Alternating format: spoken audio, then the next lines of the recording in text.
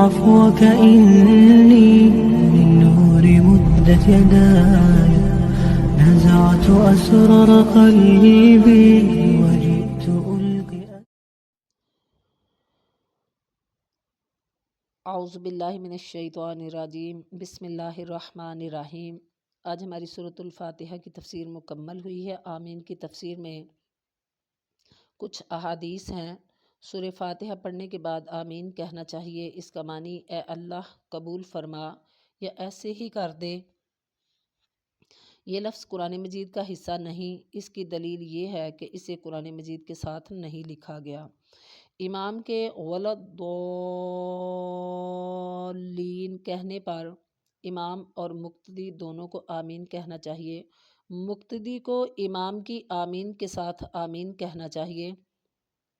اس کے متعلق چند احادیث درج کی جاتی ہیں۔ حضرت ابو ہریرہ رضی اللہ تعالیٰ عنہ بیان کرتے ہیں کہ رسول اکرم صلی اللہ علیہ وآلہ وسلم نے فرمایا، جب امام غیر المغضوب علیہم ولا الضالین کہے تو تم آمین کہو، کیونکہ جس کا آمین کہنا فرشتوں کے کہنے کے موافق ہو گیا اس کے پہلے گناہ معاف کر دیے جائیں گے۔ یہ صحیح بخاری کی حدیث ہے۔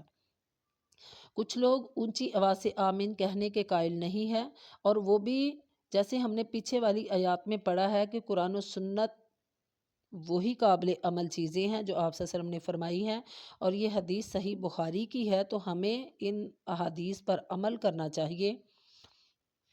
حضرت ابو ہریرہ ہی سے روایت ہے کہ نبی صلی اللہ علیہ وآلہ وسلم نے فرمایا، جب امام آمین کہے تو تم آمین کہو، کیونکہ جس کا آمین کہنا فرشتوں کی آمین کہنے کے موافق ہو گیا اس کے پہلے گناہ معاف کر دیے جائیں گے۔ یہ بھی حدیث صحیح بخاری صحیح مسلم دونوں میں آئی ہے۔ ابو موسیٰ اشعری رضی اللہ تعالیٰ عنہ بیان کرتے ہیں کہ رسول اکرم صلی اللہ علیہ وآلہ وسلم نے فرمایا، جب امام ولا الضالین کہے تو تم آمین کہو، اللہ تعالیٰ تمہاری دعا قبول کر لے گا۔ یہ بھی صحیح مسلم کی روایت ہے۔ وائل بن حجر رضی اللہ تعالیٰ عنہ بیان کرتے ہیں، انہوں نے نبی صلی اللہ علیہ وآلہ وسلم کے پیچھے نماز پڑھی تو آپ صلی اللہ علیہ وسلم نے بلند آواز سے آمین کہی اور دائیں اور بائیں سلام پھیرا، یہاں تک کہ میں نے آپ صلی اللہ علیہ وسلم کے رخسار کی سفیدی دیکھ لی۔ یہ ابو داود کی روایت ہے۔ وائل بن حجر رضی اللہ تعالیٰ عنہ سے دوسری روایت ہے کہ نبی اکرم صلی اللہ علیہ وآلہ وسلم جب ولا الضالین پڑھتے تو آمین کہتے اور اس کے ساتھ اپنی آواز کو بلند کرتے تھے۔ یہ بھی ابو داود کی روایت ہے۔ یعنی آمین کہنا اور اونچی آواز سے آمین کہنا یہ میرے پیغمبر صلی اللہ علیہ وسلم کی سنت ہے۔ اگر کچھ علماء یا کچھ مساجد میں آمین اونچی آواز سے نہیں کہتے یا علماء نہیں کہنے دیتے تو پھر ان کو یہ حدیث سنائیں کہ یہ صحیح بخاری صحیح مسلم ابو داود کی روایات ہیں، اور نبی صلی اللہ علیہ وسلم نے خود آمین اونچی آواز سے کہی ہے، اور مسجد نبوی میں اس قدر اونچی آواز سے آمین کہی جاتی تھی کہ مسجد نبوی کی چھت گونج جاتی تھی، تو اس لیے اونچی آواز سے آمین کہنا میرے پیغمبر صلی اللہ علیہ وسلم کی سنت ہے۔ اسی طرح تیسری روایت وائل بن حجر ہی بیان کرتے ہیں کہ میں نے سنا کہ نبی صلی اللہ علیہ وسلم نے غیر المغضوب علیہم ولا الضالین پڑھا اور اس کے ساتھ اپنی آواز کو لمبا کیا۔ یہ ترمذی شریف کی روایت ہے۔ حضرت عائشہ رضی اللہ تعالیٰ عنہ سے روایت ہے کہ رسول اکرم صلی اللہ علیہ وآلہ وسلم نے فرمایا، یہودیوں نے تم پر کسی چیز میں وہ حسد نہیں کیا جو انہوں نے آمین کہنے اور سلام میں تم پر حسد کیا ہو۔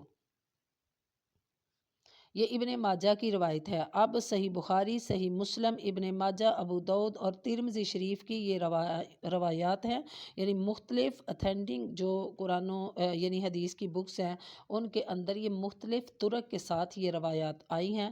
جیسے حضرت عائشہ سے بھی روایت ہے، آپ صلی اللہ علیہ وسلم کی بیوی محبوب بیوی ہیں، تو انہوں نے بھی یہ فرمایا کہ یہودی سب سے زیادہ اس چیز سے چڑھتے ہیں کہ جب تم آمین کہتے ہو، یعنی وہ حسد کرتے ہیں کہ جب تم اونچی آواز سے آمین کہتے ہو یا تم سلام کرتے ہو، یا پھر اسی طرح جو ہے نا وہ یعنی جمعے کے دن سے بھی وہ حسد کرتے ہیں کہ جو ہمیں جمعے کا دن اللہ تعالیٰ نے عطا نزعت أسرار قلبي وجئت ألقي